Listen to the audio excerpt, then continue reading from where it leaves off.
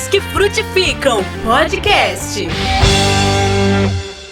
Estamos começando agora, o podcast Mulheres que Frutificam. Hoje é o nosso primeiro podcast, Estamos iniciando, já vimos, durante a semana passada falando, está se aproximando o congresso, começa nessa sexta-feira o Congresso de Mulheres da nossa Igreja Evangélica Assembleia de Deus em Pernambuco. E hoje, antecipando aí o congresso, a gente vai falar um pouquinho sobre alguns temas, que vamos estar abordando aqui durante a semana no podcast Mulheres que Frutificam. E hoje, vamos estar recebendo, e já estamos aqui, no estúdio, recebendo a querida irmã Nalva Santana, que é esposa do evangelista Levi José da Silva, coordenador da área 48, que também coopera com o pastor na Fundação AIO. E é formada em Relações Públicas, pós-graduada em Gestão de Eventos e atualmente trabalha no Templo Central, coopera com a irmã Judite Alves nos aniversários dos Círculos de Oração, cooperando também com a irmã Judite no programa Altar de Deus, tá sempre aqui participando, aliás, na TV, participando ali do Altar de Deus, quem assiste, acompanha sempre, e ela é envolvida com o trabalho, da UEMADEP, que é a União das Esposas de Ministros da Assembleia de Deus em Pernambuco, auxiliando aí a irmã Judite nas atividades ali desenvolvidas. Então a gente já quer saudar a irmã Nalva, paz do Senhor, bom dia. Amém, bom dia, é que um bom prazer, estarmos aqui, também é um prazer imenso. Amém, glória a Deus. E junto conosco hoje, Gilnaide Teles. Irmã Gilnaide nasceu na cidade de Vitória, Santo Antão, Pernambuco, é casada com o evangelista Marcelo Teles há 15 anos, mãe da pequena Ana Laura, de 10 aninhos, e atualmente mora em Camaragibe e coopera com o nosso pastor na área 17, lá em Timbi, não é isso? E já atuou profissionalmente como designer de moda. Coisa linda, mas hoje serve integralmente a igreja, ao lado do esposo, cooperando na santa obra de Deus. Paz do Senhor, bom dia, irmã Gilnaide. Amém, irmã Josi, paz do Senhor a todos os ouvintes, minha querida amiga irmã Nalvinha. Prazer estarmos juntas nessa manhã. Amém. Creio que será uma programação muito abençoada, Hoje, iniciando com vocês aqui o podcast, Fiquem à vontade, sejam muito bem-vindas para a gente falar da palavra de Deus, É bom a gente se reunir para falar de Jesus, Maravilhoso. É bênção. Tem coisa melhor. Então vamos juntos e já quero convidar, os queridos que estão acompanhando a gente, vendo a gente também, tem o pessoal, acompanhando pelo aplicativo na Rede Brasil Rádio, onde você pode também, se você não tem um aplicativo da Rede Brasil, baixar esse aplicativo Rede Brasil Rádio no seu celular, tanto na Apple Store quanto na Play Store. E você pode acessar também o nosso portal, que é o redebrasiloficial.com.br. Tá lá, o pessoal assiste. Além de ouvir, pode participar, lá no mural interativo também, É bom que você ouve, você vê a gente e ainda manda mensagem, tá? Oh, coisa boa. É bênção. Então vamos iniciar hoje, o nosso tema, fomos criadas por Deus para frutificar, Hoje o tema, é chamadas para frutificar nas diferentes fases da vida. Sabemos que todas nós somos chamados, para um propósito e fomos chamados para frutificar. Então, a gente vai começar esse tema falando um pouquinho desse chamado de Deus para cada fase. A gente vai lembrar um pouquinho, vamos lembrar um pouquinho dessa fase que a gente passou aí cantando no conjunto das crianças. Tem memórias? Vocês têm memórias Tem dessas? Tem memórias da infância, do Círculo de Oração Infantil. Coisa boa. Então vamos começando a lembrar um pouquinho dessas fases para a gente poder entender, que desde, eu acho que não importa a idade, mas o Senhor, a gente pode dar frutos, na casa do Senhor. Então, irmã Nalva, fique à vontade. Eu tenho boas lembranças, principalmente do Círculo de Oração Infantil na minha infância. E eu nasci no lar cristão, rodeados de irmãos e irmãs. Eu tenho uma família grande, de bastante mulheres, principalmente. Irmãos também tenho. Na verdade, eu tenho 11 irmãs e 5 irmãos. Então, o nosso lar já era, na verdade, uma igreja. Não é verdade? Então, nós éramos levados frequentemente ao Círculo de Oração Infantil. Minha mãe fazia questão de fazer isso e de criar a gente amando a igreja, e a gente foi muito bem preparado nesse sentido. Nós aprendemos a amar a casa do Senhor. E todos os sábados nós íamos ao Círculo de Oração Infantil. E a minha infância, eu digo que foi uma infância maravilhosa, porque nós tínhamos os nossos cultos domésticos em casa, a ponto de Jesus batizar com o Espírito Santo em casa. Que bênção. E mais interessante ainda, toda criança, ela quando começa a ler, ela tem aquela dificuldade um pouquinho de procurar os versículos bíblicos. Então, minha mãe, ela comprou uma caixa de promessa. Então, quando ela fazia o culto doméstico, cada um tirava o seu versículo e ela pedia para que cada um lesse o versículo que tirou. Então, a gente vai acostumando também a amar a Bíblia, a sua palavra, e começar também a crer nas mensagens bíblicas. E a minha infância, eu digo que nós tivemos uma mãe, mesmo com muitos filhos, mas que ela pedia direção a Deus para a criação dos filhos. Ela tinha uma maior preocupação que as pessoas, quando olhassem para os filhos dela, dissessem assim, são muitos, mas tem uma mãe que sabe assim direcionar. E eu lembro que ela comprou uma Bíblia mesmo ilustrativa, para que fosse mais atrativa para os filhos.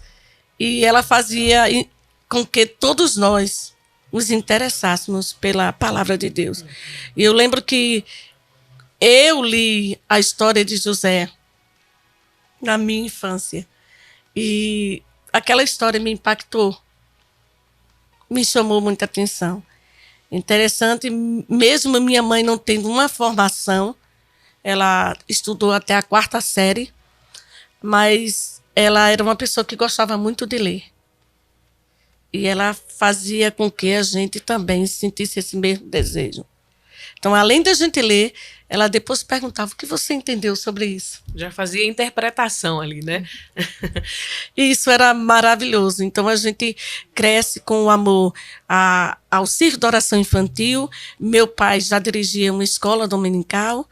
E aos domingos era impossível que a gente não fosse à escola dominical. Para você faltar uma escola, era necessário que você estivesse doente.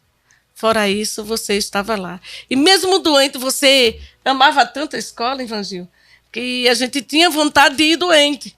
E não podia, pelo cuidado dela. Não podia. Mas a gente queria ir à escola dominical. Então, você tem uma família grande, evangélica, que os filhos não vão para outros lugares, a não ser, se precisava brincar, você tem muitos irmãos. Não precisa tá tudo em casa. Está tudo em casa. Você não vai sentir falta de nada.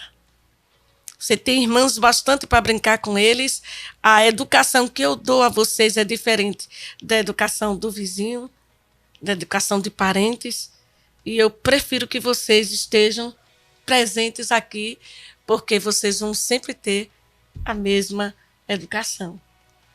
E isso foi maravilhoso para a gente. Ela foi a mãe que influenciou. Muito. Minha mãe era uma mistura de mulher de Provérbios 31 com Dorcas lá do Atos dos Apóstolos. A bênção. Que bom. A minha experiência é um pouco diferente da experiência da irmã Nalvinha, não é? Temos aqui 2 experiências um pouco distintas. Eu fui a primeira pessoa a aceitar Jesus na minha família. Não nasci em um lar evangélico. Minha mãe, a princípio, se converteu, mas foi mais um desafio, porque ela era muito vaidosa e meu pai sempre dizia que ela nunca ia conseguir deixar, né, os hábitos que ela tinha, questão de vaidade. E aí ela aceitou Jesus, mas não se firmou.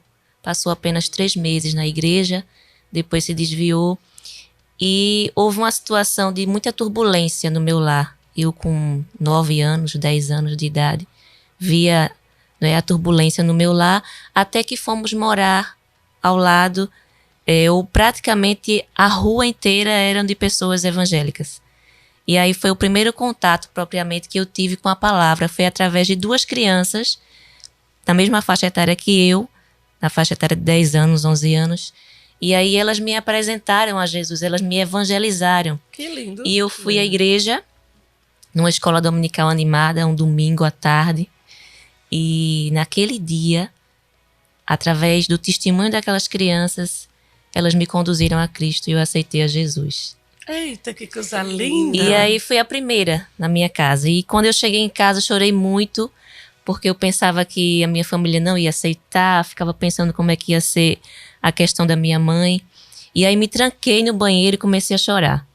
Mas aí minha mãe bateu. Isso que foi que aconteceu? Foi para a igreja e voltou chorando. E eu disse, mãe, agora eu sou crente. Ela disse, amém, graças a Deus. Precisamos de Jesus nessa casa. E esse foi o propósito que eu aceitei a Cristo, né? Foi que eu desejava uma mudança na minha família. E a partir desse dia, houve essa mudança. Eu fui a primeira, depois minha mãe, e começamos a servir a Deus. Graças a Deus, ainda na minha infância, né? Com 10, 11 anos. E a partir de então, comecei a buscar a Deus, a ir para a escola dominical, a ingressar na união de adolescentes, né? Naquela época não tinha distinção de união, era mocidade. E começamos a buscar a Deus, buscar referências, já que em casa eu estava crescendo em conhecimento de Deus, como a minha mãe estava, né? Porque éramos novos convertidos, mas buscando referências em mulheres que até hoje imprimiram em mim marcas e deixaram grandes exemplos de servas do Senhor que frutificaram. E a minha infância, a minha adolescência foi na casa do Senhor. Foi o tempo que a gente mais se gastou na obra, né? Se gasta. Muito tempo para compartilhar da obra do Senhor, de estar na igreja, de fazer parte de jograis, de apresentações, né, no templo. E foi uma bênção, foi o tempo em que a gente semeou o que hoje a gente colhe, né? Questão de revelação, de promessas de Deus para aquilo que Ele ia desenvolver na nossa vida. Isso se deu na minha vida na fase da juventude.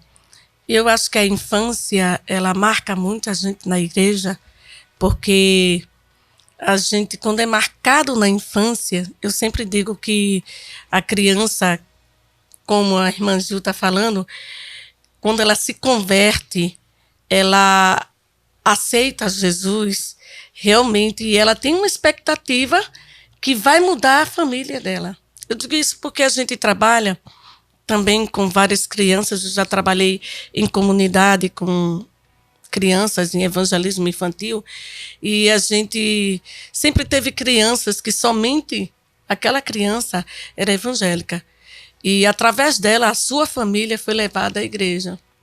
Então a gente vê que quando uma criança se converte é uma influência muito grande também dentro da família dela. E eu acho interessante, eu falei sobre culto doméstico. Sim. Eu quero fazer até uma referenciazinha à questão do culto doméstico. Como ele influencia. E nós fomos influenciados na nossa infância muito pelo culto doméstico. E nós, na nossa casa, tínhamos uma visita constante no horário do culto doméstico da manhã, que veio do Rio morar aqui em Pernambuco, porque o seu esposo era da Marinha e tinha aquela questão de morar na casa da Marinha, não conhecia muitas pessoas e ia. A única filha dela foi matriculada no bairro que minha mãe morava. E todos os dias que a minha família ainda mora, meus irmãos. E sempre no horário da manhã, antes do café da manhã, acontecia o culto doméstico. E essa pessoa, a esposa do meu primo, ela estava sempre lá porque já tinha levado a criança dela à escola, ficava lá para esperar, quando a menina terminasse as aulas, levar para casa. E de tanto ela ver o culto doméstico sendo realizado, minha mãe orando ali no culto doméstico, falando de Jesus. E outra coisa que ela achou interessante era que quando minha mãe sempre foi assim na nossa casa, quando ela ia ao supermercado fazer compra de mês e quando chegava ela chamava os filhos, até hoje nós fazemos isso, chamava os filhos, levantávamos as mãos, orávamos pelo alimento que o Senhor tinha naquele mês, que era a compra de mês. Então ela sempre abençoava para que houvesse multiplicação. E ela disse, de tanto ver, ela se converteu. Que bênção. Ela aceitou Jesus. Quando ela voltou para o Rio, ela ganhou a família dela para Jesus. Glória a Deus. E hoje ela lidera o grupo de círculo de oração na igreja dela. O marido dela, que é meu primo, aceitou a Jesus. E ela escreveu uma carta recentemente, porque faz 15 dias que Jesus guardou a minha mãe. Ela escreveu um testemunho dizendo: esta mulher foi uma referência na minha vida. Através dela, no culto doméstico, eu conheci Jesus. Glória a Deus. É, que bênção. Que influência. É verdade. É lindo, né? Lindo demais. Né? Deus nos chamou, né? Tanto homens como mulheres, para frutificar.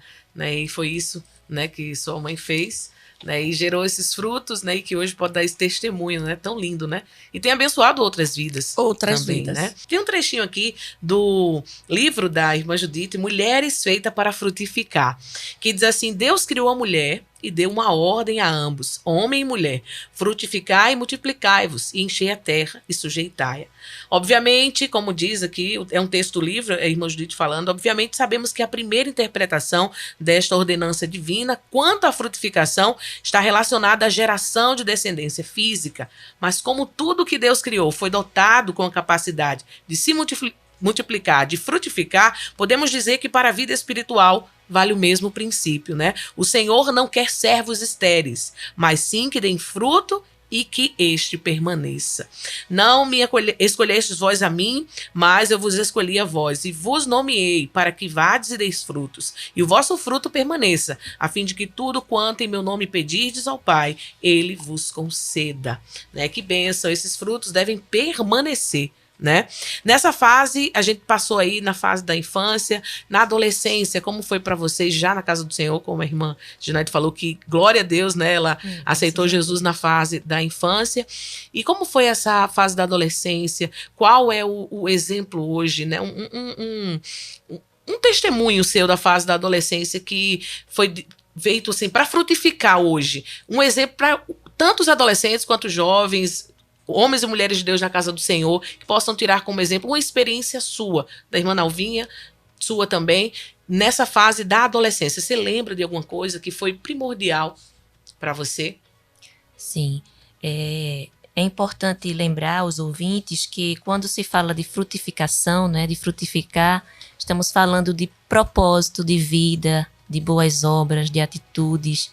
E essas atitudes, elas são geradas na vida da pessoa que se entrega a Jesus e passa a viver uma vida, não é, totalmente entregue aos cuidados do Senhor, passa a frutificar. Nossa irmã Josi leu aqui o texto que está em João 15, e é uma figura linda, né? Quando Jesus fala que ele é a videira verdadeira e nós somos os ramos.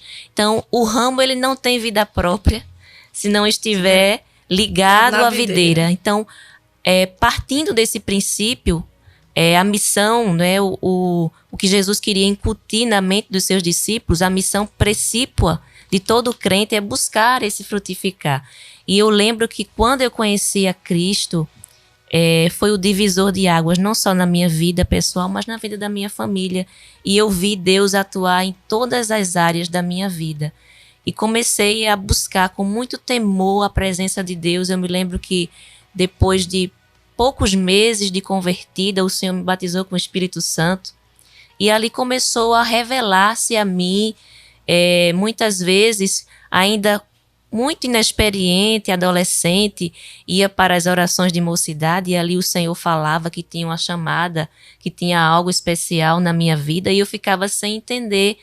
E aí se deu a juventude e eu fui buscando ao Senhor, né? Senhor, o que é que o Senhor tem para a minha vida, né? Qual é o teu propósito? O que é que o Senhor tem preparado, reservado para que eu possa desfrutar da tua presença? E aí começou o Senhor a mostrar, não é? Primeiramente, com quem eu iria casar, não é?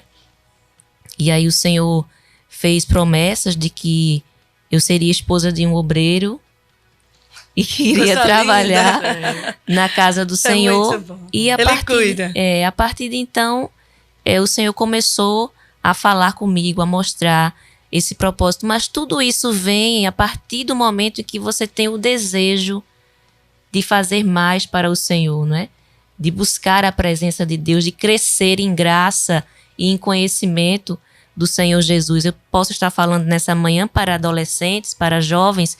Então, o crescimento na vida do servo de Deus, ele envolve, obviamente, o crescimento físico, né? Como a Bíblia diz que Jesus crescia em estatura. E na graça, né? Na graça no conhecimento. E no conhecimento, né?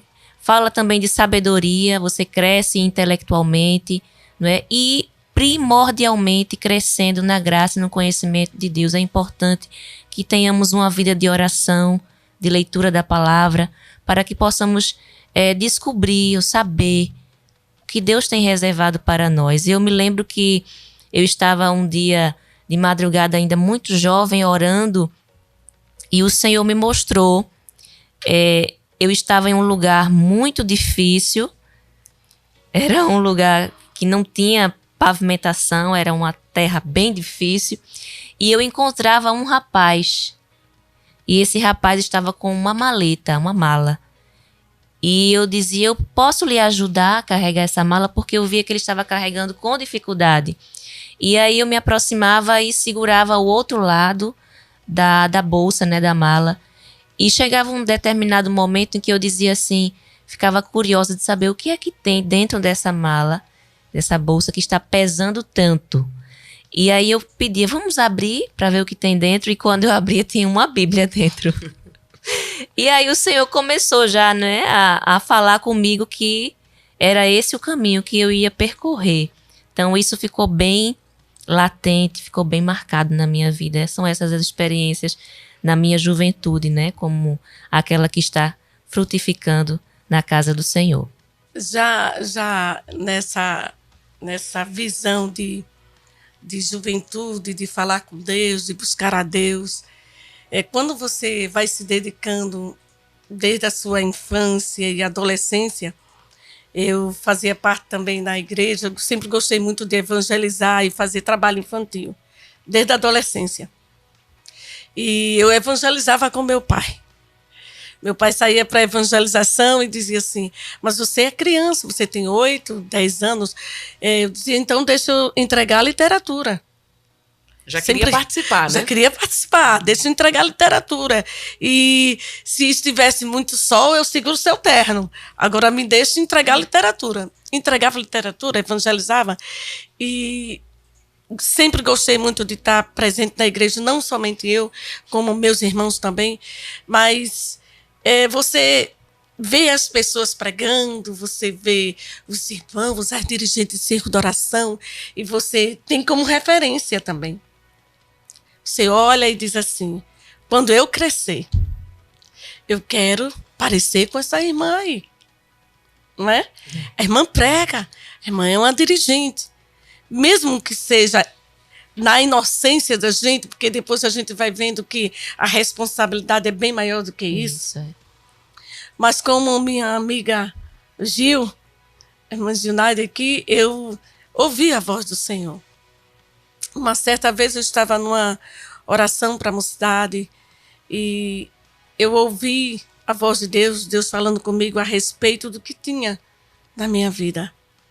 E interessante que naquela noite o Senhor disse assim, um dia você irá dirigir esta campanha. Eu tinha 12 anos de idade. 12 anos. 12 anos. E acreditem, o tempo passou. E um dia eu me tornei a dirigente daquela campanha evangelizadora. Mas o que me marcou também na minha juventude, na minha adolescência, foi a questão de buscar a Deus. Como eu disse, eu sempre tive uma influência muito grande dentro do meu lar, da minha mãe. O pai, ele está presente, mas ele sai para trabalhar. Mas tem a mãe ali. Então eu via sempre minha mãe orando conosco, ou se não, sozinha. Tinha os momentos dela de oração.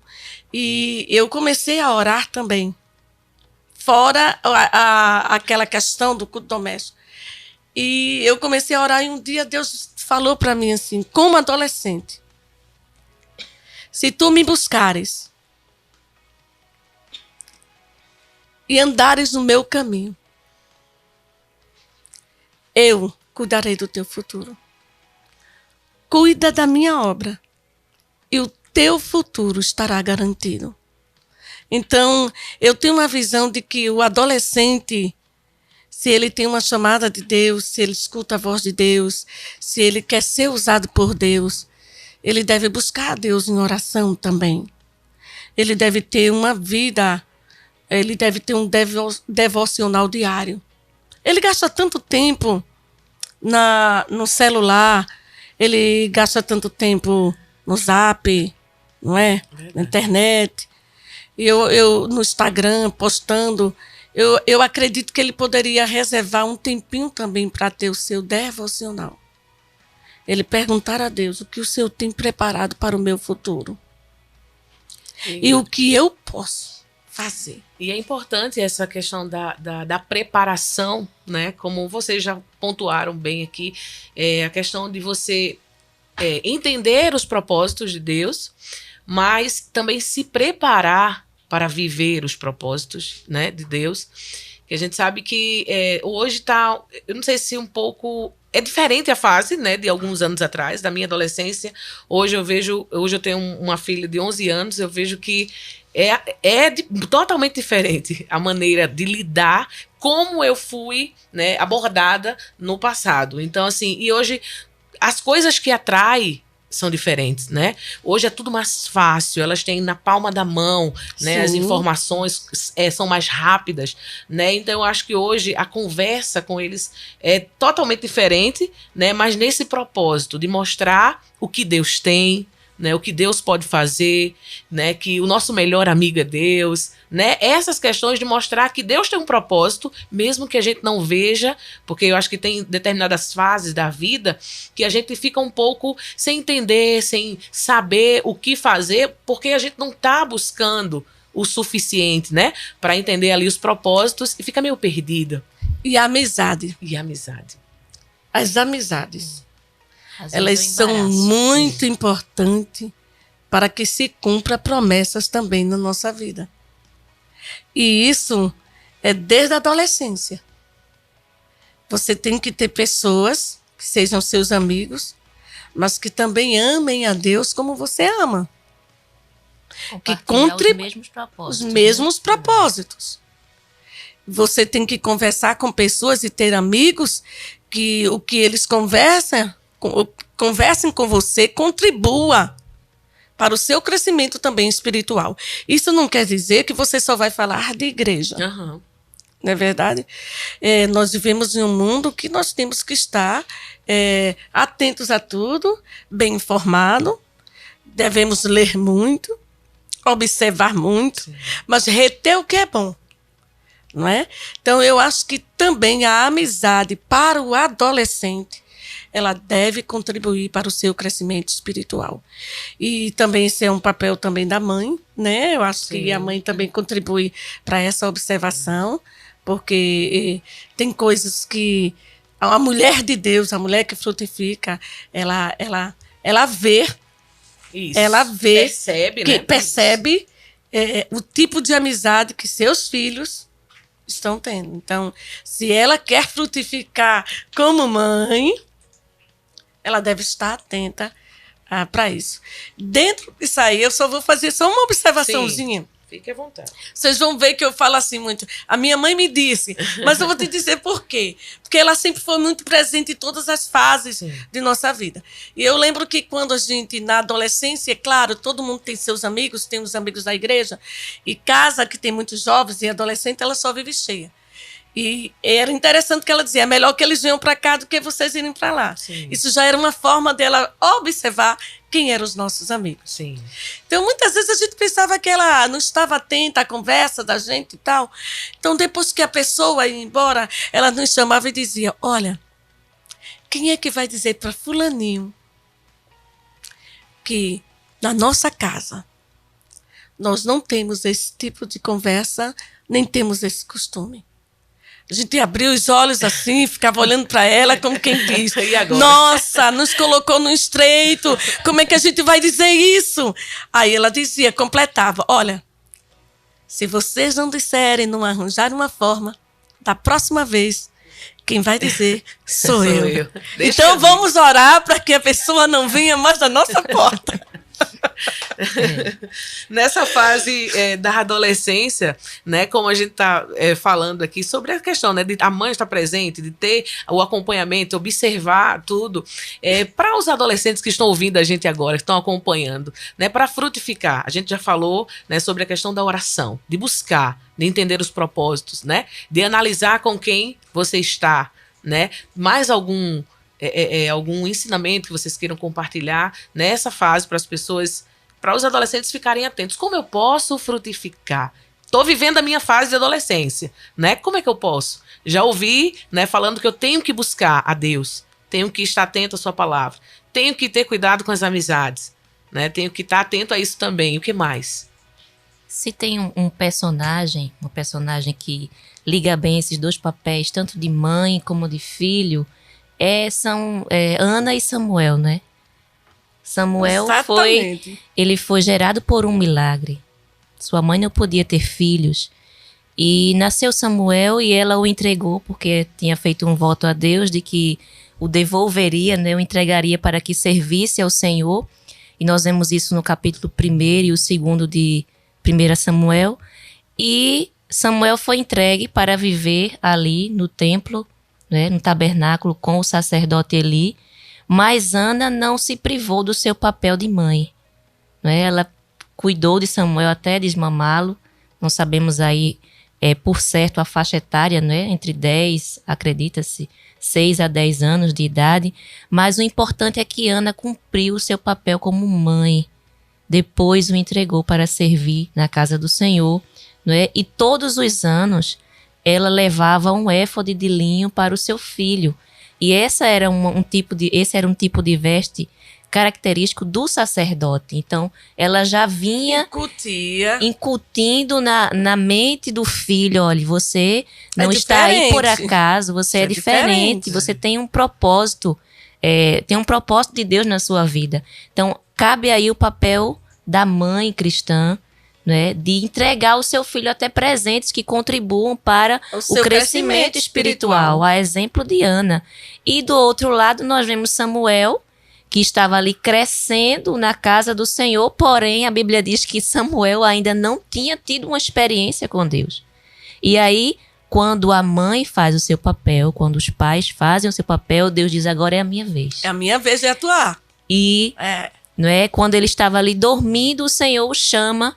E ele não sabia discernir ainda entre a voz do homem e a voz de Deus. E ele vai chamar Eli. E Eli, com a sua maturidade, ele discerniu que era a voz do Senhor. E ele instruiu o menino. Disse: quando o Senhor chamar de novo, diga: fala, Senhor, porque o teu servo ouve. Então, cabe ao adolescente buscar essas experiências com Deus. A mamãe ensina, o papai ensina, mas você precisa buscar as suas experiências.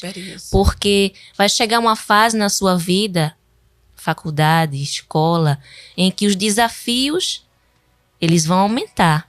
E você precisa ter uma base, você precisa ter experiência. Não é só ser filho de crente, é você ter as suas experiências como servo de Deus. Você já ouviu a voz do Senhor? Quais são as experiências que você tem com Deus?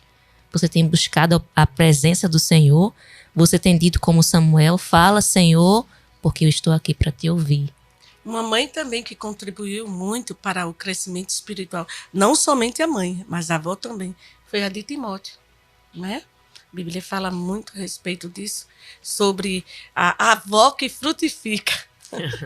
Não é a avó que frutifica, porque ela é muito importante, tanto ela como a mãe, né, de Timóteo, muito importante para o crescimento espiritual de Timóteo, a ponto de o apóstolo Paulo dizer, né, falar a respeito delas, de Lóide e Eunice, e a gente sabe que Timóteo se tornou um jovem obreiro.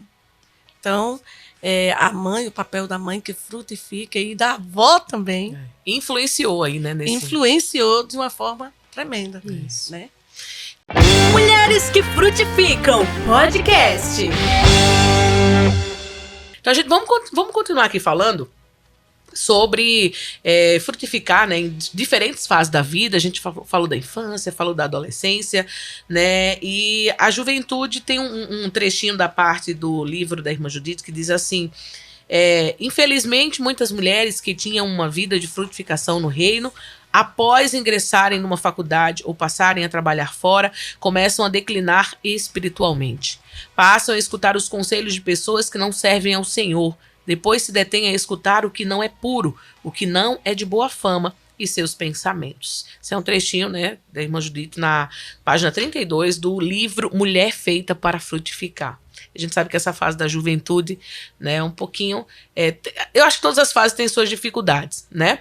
Mas quando a gente passa, né, eu vou citar aqui algo que aconteceu comigo nessa fase da juventude, que eu estudava aqui no IF, que hoje é IF, né? É antigo Cefet. Eu estava na época que era o Cefet, então eu vinha de Goiânia no ônibus e tal. E quando eu cheguei, eu jovem, crente, né? E quando eu cheguei, eu escutei uma frase que eu me assustei.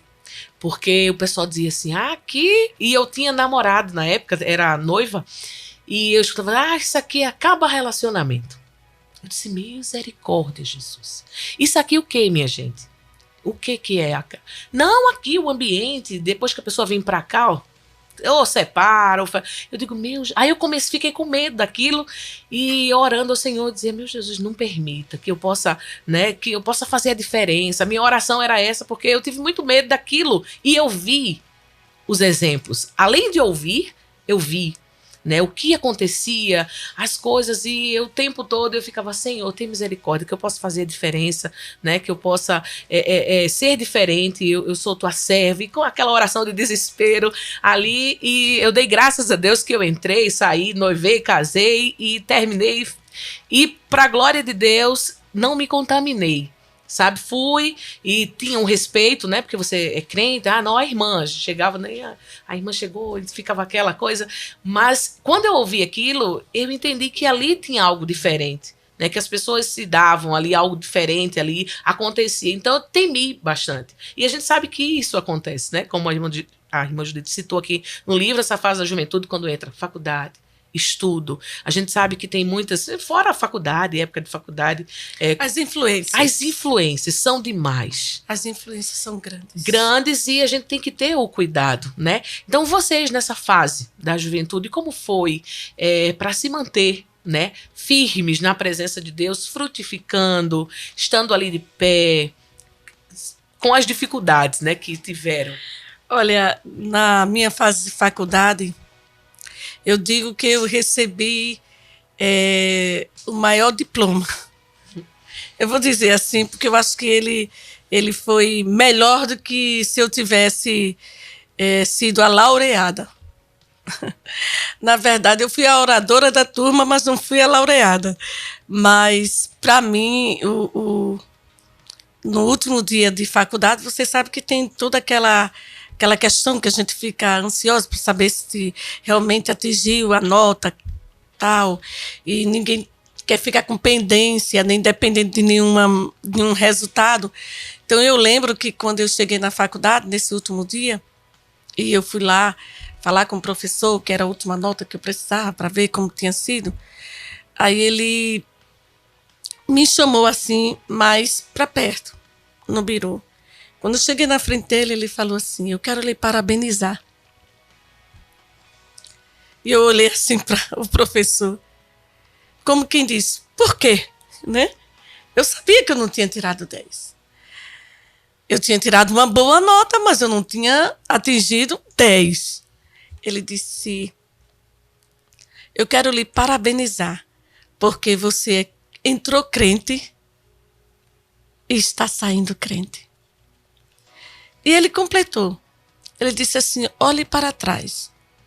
E eu olhei. Ele disse, muitas das suas amigas que aí estão entraram nesta faculdade cristã. Mas você entrou, está saindo do mesmo jeito que entrou. Glória a Deus. Eu chorei o caminho da faculdade todinho até entrar no ônibus e encontrar com meu esposo. Porque foi a minha maior alegria. Quando eu penso nisso, eu me emociono. Porque eu me senti como um verdadeiro Daniel. Foi melhor que ter tirado 10. Foi melhor do que tirar. Melhor nota. Foi a melhor nota. Então, para mim, eu guardo isso na minha memória. E eu digo, eu imagino como Daniel vivendo na Babilônia e, de repente, ele rodeado de tantas coisas contrárias. E Deus escolheu ele para dizer assim, você vai ser o profeta escolhido por mim. Porque eu tenho um propósito, eu tenho um plano na sua vida. Então, eu sei que nem todos os jovens Deus vai colocá-los na faculdade. Deus vai dar bons empregos. Eles vão passar até em alguns concursos. Mas alguns deles Deus vai poupar. Porque Deus tem propósitos maiores. Deus tem forma de capacitá-los, de eles se tornarem capacitados, inteligentes, sábios. Porque Deus tem algo específico na vida deles. E eu louvo a Deus porque eu entrei na faculdade e saí sem ser contaminada. Glória a Deus. Na verdade, essa fase da juventude é a fase da semeadura, né? E semear não é fácil. Porque lança-se a semente e fica se esperando um bom tempo para que ela germine, né? E cresça. Então, é a fase das escolhas. E por ser a fase de maior peso, é quando você escolhe a sua profissão, você escolhe com quem você vai dividir a sua vida. Então, tudo isso gera uma carga muito grande. E o jovem só conseguirá vencer as pressões da vida e tomar decisões assertivas se ele estiver buscando a Deus em primeiro lugar, como diz a palavra, né? Buscar o Senhor em primeiro lugar e as demais coisas serão acrescentadas. Blindagem. Então é preciso ter paciência, porque você não vai ver o resultado das suas escolhas de imediato, você vai ver a longo prazo. Então, o jovem precisa ter esse cuidado para, como falou a nossa irmã Judite, bem abordou aqui no livro, né, A Mulher Feita para Frutificar, que muitas, às vezes, ingressam em faculdades e se esquecem da sua vida espiritual. Então, como é que você vai ter uma fé sólida, uma base espiritual para enfrentar as pressões se você não estiver ligada a Cristo? A videira verdadeira que é o Senhor. Toda a seiva, toda a vida que vem da videira, você vai ser privada de receber, porque você não está ligada ao Senhor. Então é preciso ter esse cuidado, é organizar a sua vida, é administrar a sua vida para que você não tenha pendência em nenhuma área. Sobretudo, a área que mais deve ser cuidada é a área espiritual, é a vida espiritual, porque dela depende todas as outras. Você só vai ser uma pessoa equilibrada emocionalmente se você tiver uma vida espiritual em pujante crescimento. A sua vida física também, né? Porque, querendo ou não, o emocional está muito ligado ao físico. Sim. Então, tudo parte do princípio de buscar a Deus. A Bíblia diz em Gálatas 5, o apóstolo Paulo falando, que ele usa várias expressões, entre elas, andai em espírito e ser guiado pelo Espírito. E é diferente essas duas expressões, ser guiado e andar. O Espírito Santo, ele tem um papel de guiar a nossa vida, mas quem anda somos nós. Ele vai nos instruindo, mas quem toma as decisões, quem somos anda, nós. Quem dá os passinhos, somos nós. Então precisamos não só desejar ser guiada pelo Espírito Santo, mas também andar em espírito, fazer a nossa parte. Fazendo assim, Deus certamente irá estender as suas mãos e você não vai ficar em falta em nenhuma área da sua vida. Deus vai lhe dar graça, né? Para você concluir o seu curso, ingressar na faculdade e ser uma testemunha do poder de Deus dentro da universidade, dentro da faculdade. Né? Nós temos vários jovens hoje que estão na faculdade, mas que têm um intervalo bíblico, que são pessoas que ganham almas ali dentro. Então, tudo parte do princípio de Daniel, propor no seu coração não se contaminar. Influenciar e não ser influenciado. Né? Tem uma pergunta aqui da Tatiane de Santa Cruz, ela diz, sou solteira esperando um Senhor, como é que eu posso frutificar na obra? Tatiane. Irmã Tatiane, a Bíblia diz que a mulher solteira cuida das coisas do Senhor, para ser santa tanto no corpo como no espírito. Aproveite essa fase, busque ao Senhor, ore incessantemente. E as demais coisas Deus vai aclarar na sua vida, Ele vai trazer à tona na sua vida. Deus vai revelar os propósitos que Ele tem na sua vida. Aproveite essa fase para buscar ao Senhor, para sair na campanha evangelizadora, para estar no ciclo de oração, se tem tempo, não é? Mas ainda que não tenha tempo, esteja no culto de oração, busque ao Senhor na madrugada, ore, leia a palavra e as demais coisas o Senhor vai direcionar a sua vida, não é? Deuteronômio 28, não é? Diz que as bênçãos do Senhor acompanham o servo de Deus.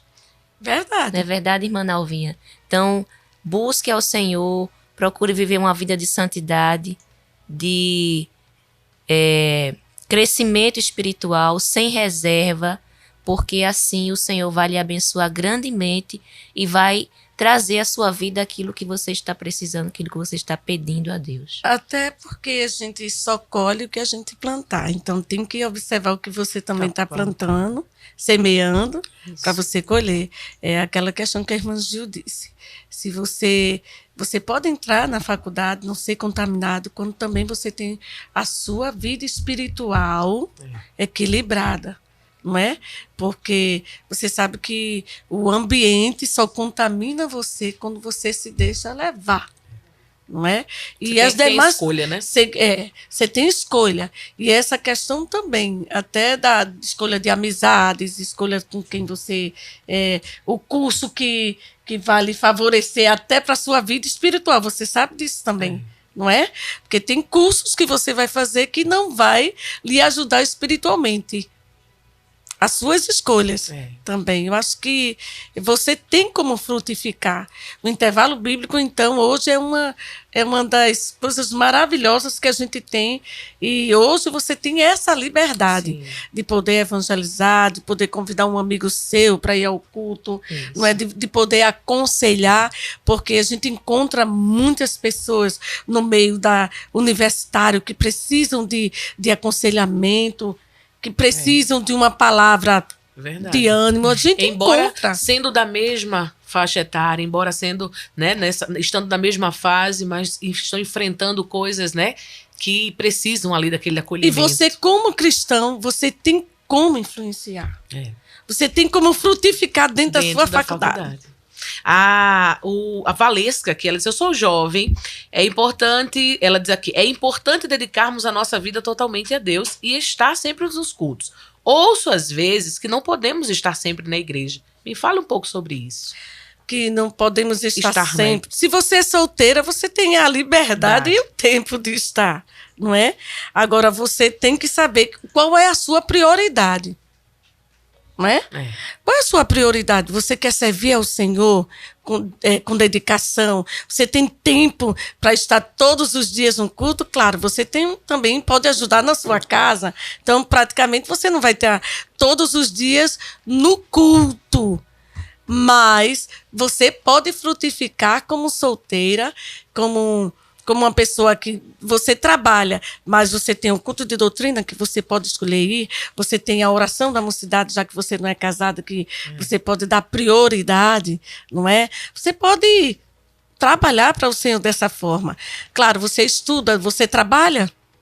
Não diz aqui. Você não diz que trabalha, né? Se você trabalha e já terminou a faculdade, aí é que você tem tempo mesmo para o Senhor. É verdade. Não é? É como a nossa irmã Gil disse.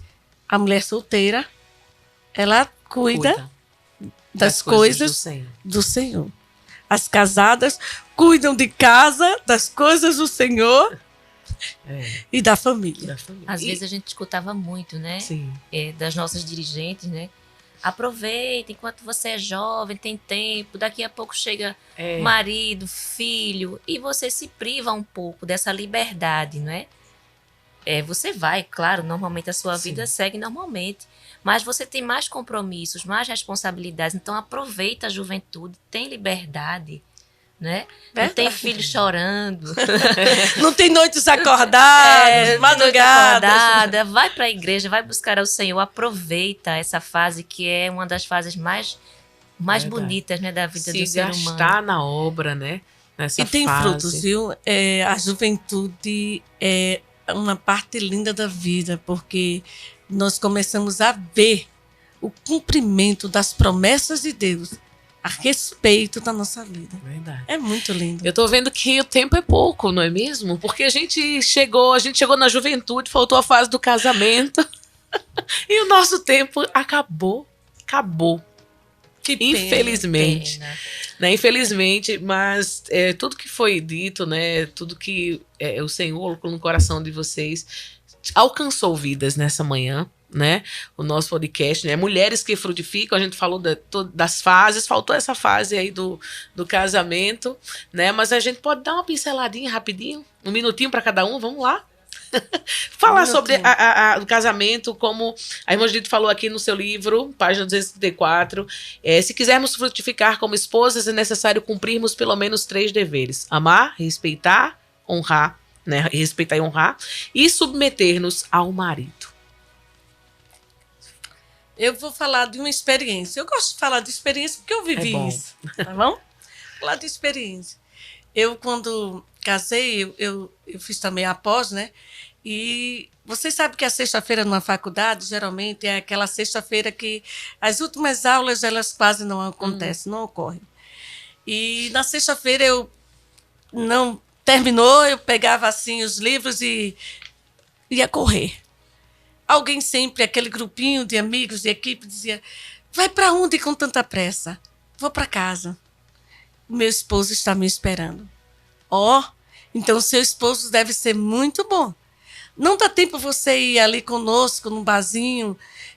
A gente toma o que a gente gosta e você toma o seu refrigerante. Eu dizia: não.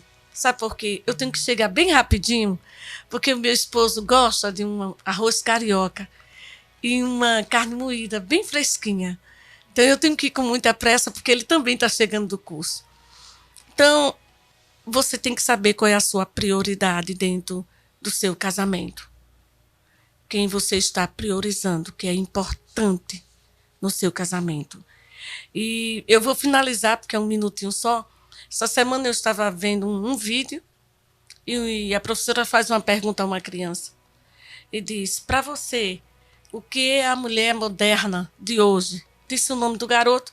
E o garoto simplesmente olhou para a professora e disse: a mulher moderna é a mulher preguiçosa e a mulher que manda no marido. E eu olhei para aquela criança, olhei para aquele vídeo, eu disse: que ideia de casamento é esse? Que uma criança de aproximadamente 8 anos abre a boca e fala dessa forma. O que é que essa criança está vendo no casamento de seus pais?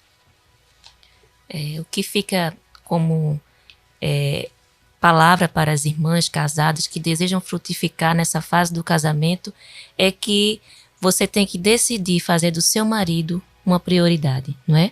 Depois de Deus, a sua família é a sua prioridade.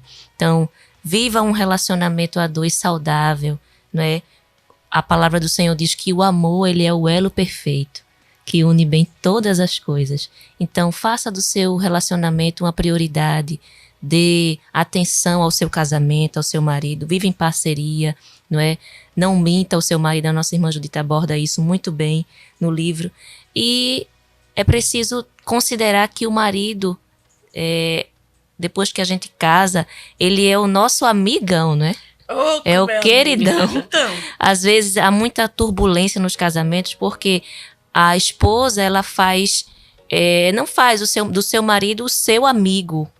Primeiro lugar tem que ser dele, não é? Então, às vezes acontece alguma coisa na sua vida cotidiana, ela primeiro liga para a mãe, para amiga, para contar, e o marido sempre fica em segundo plano. Então, se você quer ter um relacionamento saudável e frutificar no seu casamento, dê essa preferência ao seu marido. Primeiro a saber das boas notícias deve ser ele, né? Então, fica para nós como um exemplo. Eu posso só terminar rapidinho? Sim. Eu admiro muito a Abigail. A Abigail, ela soube fazer o papel de uma esposa sábia.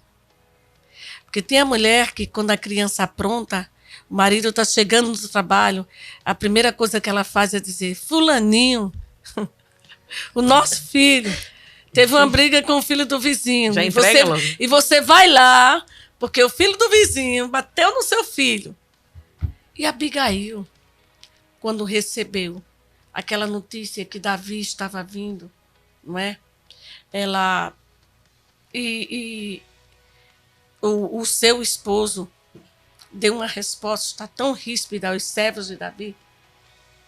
A Bíblia diz que Abigail foi lá, preparou o que Davi pediu, foi ao encontro de Davi, solucionou.